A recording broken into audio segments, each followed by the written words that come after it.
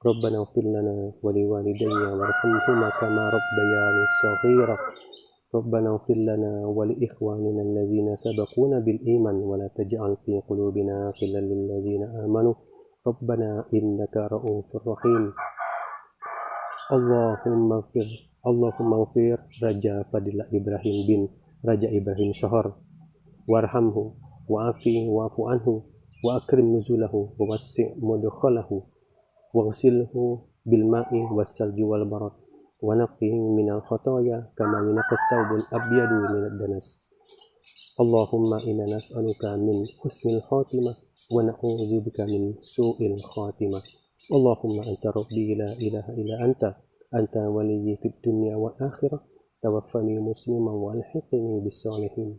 Assalamualaikum warahmatullahi wabarakatuh. Brother and sister biker semua, selamat datang di channel Bikers, channel tempatnya kita membicarakan kebaikan.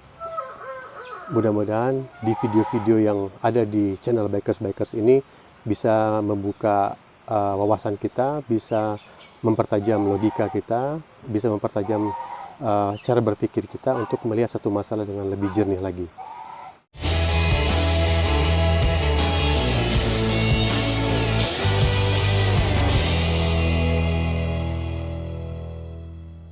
Brother and sister bikers, sekarang saya sedang berada di pemakaman umum. Disinilah ayah saya yang bernama Raja Fadilah Ibrahim dimakamkan dengan tenang. Beliau meninggal tanggal 8 Juli kemarin, didiagnosis terakhir karena mengidap COVID-19. Brother and sister bikers, di video ini saya akan berbagi kepada kalian kenapa seorang yang meninggal gara-gara COVID bisa dimakamkan di pemakaman umum. Sementara yang kita tahu, pasien COVID itu apabila dia meninggal, dia akan dimakamkan di tempat khusus pemakaman penderita COVID. Jadi begini ceritanya, brother and sister. Kita tarik ke belakang sedikit. Ketika itu sekitar tanggal 6 atau tanggal 6 mungkin ya, 3 hari sebelum meninggal, bapak itu merasa gak enak badan dan karena ibu juga lagi sakit dan kemudian diketahui bahwa ibu juga mengidap COVID karena terpapar COVID, maka sebagai anak yang rumahnya berdekatan dengan rumah bapak, saya diminta untuk mengantar ke rumah sakit untuk mengurus bapak. Kemudian selama 2 hari bapak tetap tidak ada perubahan, tetap merasa nggak enak badannya, dan 2 hari itu juga saya bolak-balik dengan saudara-saudara saya yang lain, itu bolak-balik ke rumah sakit, sampai akhirnya tanggal 8 bapak ngerasa nggak enak, sudah benar-benar nggak kuat, dadanya sekarang waktu itu sudah merasa sesak, sudah keluar semacam kayak busa gitu, sudah muncrat kemana-mana, jadi udah kayak busa putih berbuih gitu. Jadi segera kita masukkan, dibawa ke rumah sakit. Rumah sakit yang kita datangi pertama adalah rumah sakit yang ada di Ciumbeluit.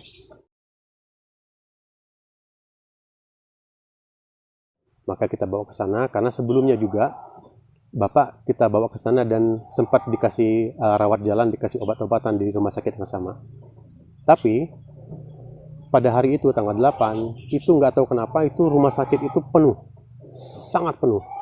Jadi ketika sebelum masuk ke UGD pun kita sudah ditolak, bahwa dibilang kamar sudah nggak ada, bed juga udah nggak ada, silahkan cari ke tempat rumah sakit lain. Oke, kita juga paham dengan situasi itu. Kemudian kita juga ya selama 2-3 hari ke belakang mendengar banyak ambulan hilir mudik, dan kita paham lah bahwa memang situasi seperti itu, memang bed udah kekurangan dan kamar udah nggak ada. Jadi intinya almarhum bapak ditolak dan akhirnya kita harus mencari rumah sakit lain. Kemudian rumah sakit berikutnya yang kita cari adalah, yang kita datangi adalah sebuah rumah sakit yang ada di Jalan Ciamplas. Itu juga sama, ketika masuk ke parkiran itu kita ditanya sama security, bapak mau kemana? Ya kita bilang kita mau bawa bapak mau dirawat karena bapak begini kondisinya, tapi si security melihat, oh ya mungkin karena mereka juga udah paham ya, jadi ini adalah pasien yang mungkin bergejala COVID, dan akhirnya mereka juga bilang, di sini penuh pak, bed penuh, kamar penuh, coba bapak lihat ke sana, itu bed memang berjajar di luar, di tempat parkir itu bed tempat-tempat pasien itu memang sudah berjajar di luar karena kamar sudah memang sangat penuh. Akhirnya kita disarankan untuk mendatangi rumah sakit pusat, yaitu Rumah Sakit Hasan Sadikin, karena di situ adalah pusat untuk perawatan COVID dan pasti diterima katanya. Oke, akhirnya kita bawa bapak ke sana dan ya bapak diterima di sana. Karena apalagi juga sudah melihat kondisi begitu dan harus emergensi, jadi dokter juga karena memang harus menerima, karena itu memang tempat pusat perawatan pasien COVID. Bapak akhirnya dirawat di sana, itu pun nggak di dalam ruangan, itu tidak di dalam UGD atau ruangan yang khusus, ya enggak, tapi itu masih di aula dan itu memang tempat darurat sementara. Di situ bapak juga sudah semakin drop kondisinya, saturasi juga sudah semakin drop. Nah, jadi begitu masuk, kalau nggak salah itu sekitar 80, kemudian dicek lagi sekitar 60 sekian gitu. Itu udah sangat drop gitu. Nah, bapak itu masuk sekitar jam 12.30. Ya jam 12 kurang lebih, jam 12 ya. Karena kondisi kita juga yang mengantar, yang mengurus juga sudah semakin ya agak capek ya. Gitu, dan saya waktu itu bertiga dengan saudara, dengan adik. Kemudian saya minta izin karena bapak sudah ditangani, sudah dapat oksigen, walaupun kondisi drop, tapi kita percaya dengan rumah sakit. Kita percaya dengan rumah sakit bahwa bapak akan ditangani dengan baik, dan saya minta izin kepada adik untuk pulang. Kemudian sekitar jam setengah empat saya berada di rumah untuk istirahat sebentar, dengan harapan pulih kondisi, kemudian bisa gantian dengan adik. Tapi akhirnya adik nelpon akhirnya bilang, Pak, Bang, bapak udah nggak ada, itu jam setengah 4 tadi. Ya sekarang bapak lagi sudah masuk ke kamar jenazah dan sudah akan diurus surat kematiannya. Dan kemudian akhirnya saya mengabari saudara-saudara yang lain dan semua orang shock, dan karena itu sangat cepat kejadian, cuma 3 jam masuk rumah sakit jam 12, kemudian bapak dipanggil itu jam setengah 4, 3,5 jam cuman. Nah, tapi nggak tahu kenapa, alhamdulillahnya juga nggak lama kemudian adik yang lagi ngurus surat kematian bapak ini menelpon saya ngasih tahu bahwa Bang, katanya ini rumah sakit ngasih keringanan, bapak bisa dimakamkan di pemakaman umum, nggak harus di Cikadut yang itu tempat khusus COVID. Sementara Cikadut itu rumah bapak itu di daerah Ledeng di Setiabudi. Cikadut itu di dekat daerah Cicahem, itu jauh sekali. Artinya ya pertama itu memang tempat khusus COVID, bukan pemakaman keluarga yang mungkin untuk bisa diakses ke sana juga agak sulit ya, apalagi jarak juga jauh dari Setiabudi ke Cicahem, itu jauh. Tapi alhamdulillah bapak dikasih kemudahan. Ya mudah-mudahan ini karena bapak selama hidupnya selalu memberikan kemudahan untuk orang-orang, banyak membantu orang, banyak menolong orang, nggak cuma saudara, tapi juga orang-orang yang nggak dikenal, orang-orang yang masjid, ya, orang tempat-tempat sosial, ke orang-orang yang membutuhkan pendidikan. Bapak selalu bantu, bapak selalu ringan tangannya untuk membantu orang-orang yang kesusahan. Nah, mungkin inilah kebaikan bapak dibalas dengan kemudahan juga oleh Allah Subhanahu Wa Taala. Jadi bapak diberikan kemudahan untuk ditawari bisa dimakamkan di pemakaman umum di dekat rumah gitu, dan kita sebagai keluarga menyambut dengan sukacita karena ini satu hal yang ya mungkin jarang terjadi ya, orang meninggal gara-gara COVID bisa dimakamkan di tempat umum, nggak harus di tempat khusus COVID gitu. Tapi syaratnya begini Bang, katanya harus ada izin RT RW dan bahwa mereka nggak keberatan menerima pasien khusus COVID. Nah, akhirnya saya langsung, saat itu juga saya langsung bergerak menemui Pak RT, Pak RW, menceritakan kejadiannya bahwa Bapak begini, meninggal begini. Kemudian dapat tawaran begini dari rumah sakit, dan alhamdulillah lagi dimudahkan karena mungkin Bapak juga baik dengan lingkungan sekitar, dengan warga-warga sekitar, walaupun tidak tinggal di satu komplek ya. Tapi Bapak kalau sholat itu selalu ke masjid, dan itu masjidnya itu masjid di perkampungan yang di luar komplek, dan hubungan beliau juga dekat dengan DKM, dengan masyarakat sekitar. Beliau juga sering jadi imam di masjid yang dekat-dekat pemakaman ini, yang biasa Bapak sholat ini gitu. Dan akhirnya dimudahkan, orang-orang juga menyambut dengan dengan terbuka bahwa Bapak bisa dimakamkan di sini tanpa kesulitan apapun. Nah, kemudian saya menandatangani, mengisi form dan lainnya, itu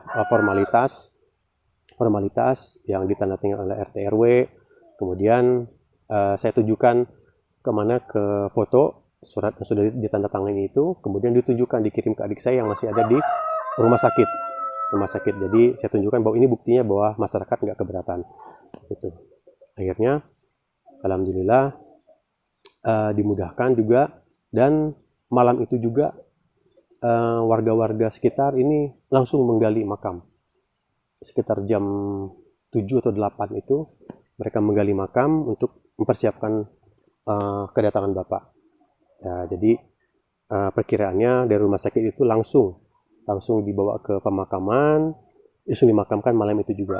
Tapi yang saya dapat lagi informasi dari adik yang menunggu itu di rumah sakit, jadi Bapak itu dapat antrian kalau nggak salah itu nomor 20 sekian gitu. Sementara ketika di telepon itu antrian masih nomor awal ya. Nah, jadi kemungkinan katanya pihak rumah sakit Bapak itu baru bisa keluar dari rumah sakit itu nunggu antrian sekitar jam 5 subuh. Ya, jadi subuh baru bisa keluar. Jadi ya sudah, akhirnya kita komunikasikan dengan orang-orang yang menggali makam bahwa mereka nggak usah nunggu, Bapak masih lama datang, sekitar jam 5 atau jam 6 gitu. Jadi saya mengatur pemakaman Bapak itu antara jam 7 atau jam 8. Nah, alhamdulillah sesuai perkiraan, Bapak dibawa keluar dari rumah sakit, dari kamar jenazah itu dalam kondisi alhamdulillah sudah bersih, sudah dimandikan, sudah dikafani, sudah diurus dengan layak gitu ya. Yang enggak yang seperti yang selama ini saya dengar, jadi orang COVID itu enggak dimandikan, katanya begitu ya, saya nggak tahu juga. Nggak dimandikan, tapi langsung masukin ke kantong jenazah, langsung dibawa ke pemakaman, langsung dimakamkan. Tapi Bapak alhamdulillah diperlakukan dengan lebih layak. Jadi dimakamkan, dimandikan, dan bahkan katanya pihak rumah sakit sudah mensolatkan. Kemudian alhamdulillah lagi karena Bapak bisa keluar sekitar jam 5 atau jam 6 pagi, sementara pemakaman itu diatur jam 8, masih ada waktu 2 jam. Bapak alhamdulillah dibawa dulu ke rumah gitu, disemayamkan di rumah. Walaupun disemayamkannya itu enggak dikeluar dari ambulan ya, tapi masih tetap di dalam ambulan. Bapak juga masih di dalam peti, dan juga orang-orang nggak ada yang diizinkan untuk mendekat karena ini adalah kasus khusus gitu. Jadi kemudian tapi minimal Bapak ada kesempatan untuk dilihat oleh anak-anak dan istrinya, oleh keluarga gitu ya, walaupun dalam kondisi dalam peti mati gitu dan dalam ambulan. Tapi alhamdulillah Bapak masih bisa sekitar 1-2 jam itu mampir dulu ke rumahnya. Alhamdulillah itu juga satu bentuk kemudahan yang kita syukuri bersama. Kemudian ya setelah jadwal pemakaman sudah tiba, akhirnya kita bawa juga Bapak ke pemakaman gitu. Pemakaman yang nggak jauh kita bawa pakai karena juga walaupun nggak jauh, tapi karena ini prokes kita bawa pakai ambulan. Terus tiba di pemakaman, Bapak kembali diberikan kemudahan oleh warga sekitar. Terima kasih kepada warga sekitar sudah memberikan kemudahan ini. Bapak diberikan kemudahan pertama, kemudian berikutnya pertama adalah Bapak disolatkan ulang oleh jemaah masjid, oleh keluarga yang kebetulan alhamdulillah saya ditunjuk sebagai imam sholatnya.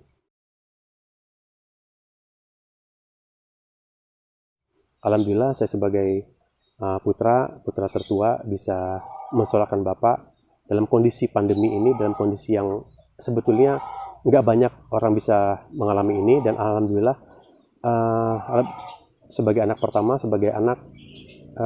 alhamdulillah bisa mensolatkan orang tuanya, dan Bapak juga bisa disolatkan dengan jumlah ya mungkin walaupun nggak terlalu banyak ya, tapi lebih layak lah, ada beberapa orang yang mensolatkan walaupun dalam kondisi dalam peti mati gitu ya, dan kita juga pakai sepatu gitu, dan ya tapi itulah bentuk kemudahan. Dan bentuk kemudahan yang kedua adalah kita oleh bapak-bapak DKM, oleh masyarakat sekitar itu dikasih tawaran. Jadi posisi Bapak, bagaimana kalau misalnya kita buka sebentar kantong jenazahnya, petinya kita buka sebentar kantong jenazahnya, kita masukin nih, kan ada biasanya kalau pemakaman kan ada kayak tanah yang berbentuk bola ya, yang tanah kepal itu buat mengganjal dengan tujuan untuk memperbaiki posisi kiblat Bapak gitu, yang awalnya mungkin karena di peti dan di dalam kantong jenazah menghadap ke atas, tapi dengan diganjal Bapak bisa menghadap kiblat, Bapak bisa posisi menghadap kiblat, dan itu alhamdulillah itu satu bentuk kemudahan, satu bentuk anugerah yang bisa kita dapatkan di situasi kondisi pandemi seperti ini, dan mungkin nggak banyak orang yang mengalaminya itu. Nah, walaupun tetap dengan prokes dan keterbatasan, tapi minimal Bapak bisa dimakamkan secara lebih layak gitu, walaupun nggak sempurna gitu.